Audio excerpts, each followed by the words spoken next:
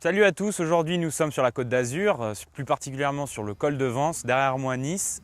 Nous sommes là pour vous présenter le nouveau cabriolet de Peugeot, la 308cc.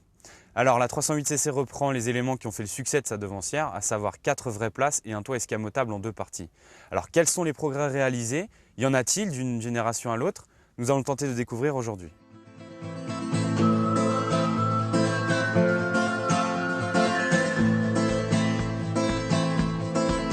I've always known since I was a young boy in this world. Alors tout d'abord, d'un point de vue esthétique, le cabriolet reprend les standards de la berline avec cette face avant de 308. Nous, ce qui nous a particulièrement marqué, c'est cette baie de pare-brise qui vient chercher très loin le conducteur, donc il met aussi à l'abri des turbulences et ce qui offre en plus une meilleure rigidité à la caisse. Maintenant, il faut savoir aussi que cette voiture progresse de 8 cm par rapport à sa devancière pour offrir un espace habitable et un volume de coffre plus généreux que par le passé. Concernant la partie arrière, Peugeot a privilégié l'espace au design. Malheureusement, ces feux intégrés sur les côtés n'offrent pas un ensemble harmonieux. C'est un petit peu dommage, surtout pour un cabriolet Grand Tourisme. Alors à l'intérieur de ce cabriolet, Peugeot nous offre une bonne surprise, surtout au niveau des finitions, des matériaux employés. On est très proche des standards allemands et c'est vraiment une véritable réussite de ce côté-là. Now my father told me always speak a true word, and I have to say that is the best advice I've had, because something burns inside of me.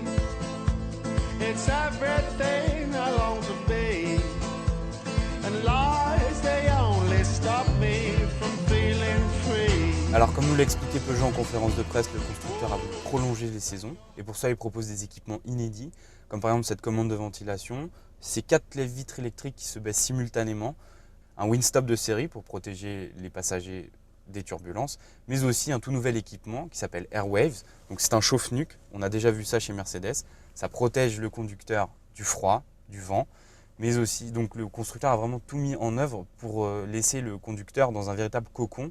Donc on a justement cette baie de pare-brise, ces bouches d'aération qui ventilent, donc on peut rouler vraiment décapoté quasiment à toutes les saisons.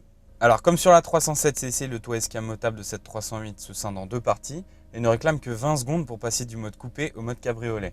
La capacité du coffre atteint ainsi 465 litres, donc ce qui est en position fermée, et chute ainsi à 266 litres en mode cabriolet, donc ce qui la situe à peu près dans le milieu du marché.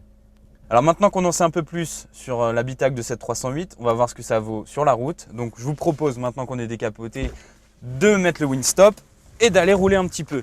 Donc la manipulation est très simple, il suffit juste d'insérer le montant le long des sièges et hop, c'est parti. Comme on dit, il n'y a plus qu'à.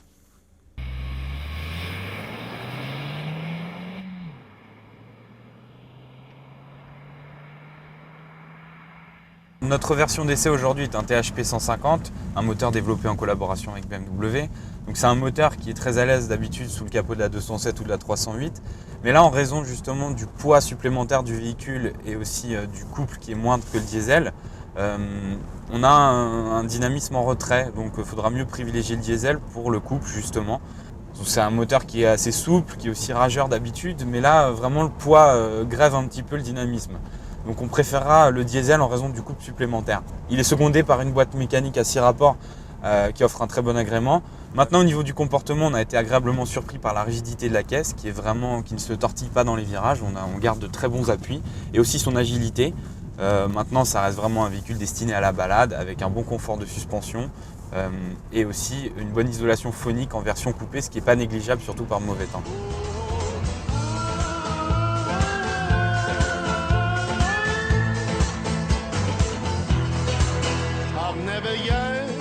Alors Peugeot a su capitaliser sur son expérience 307 pour sortir un véhicule vraiment bien fini, bien pensé.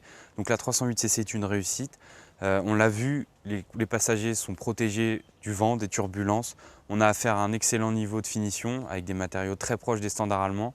Aussi un équipement jusqu'ici inédit, des prestations dynamiques de haut vol. Maintenant, le seul point noir au tableau, ça reste justement la fourchette de prix, donc aujourd'hui qui n'est pas encore officielle à l'heure où on vous parle.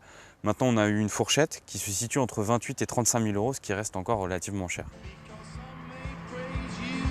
just to get what they want. And I said, Mama, I am not afraid.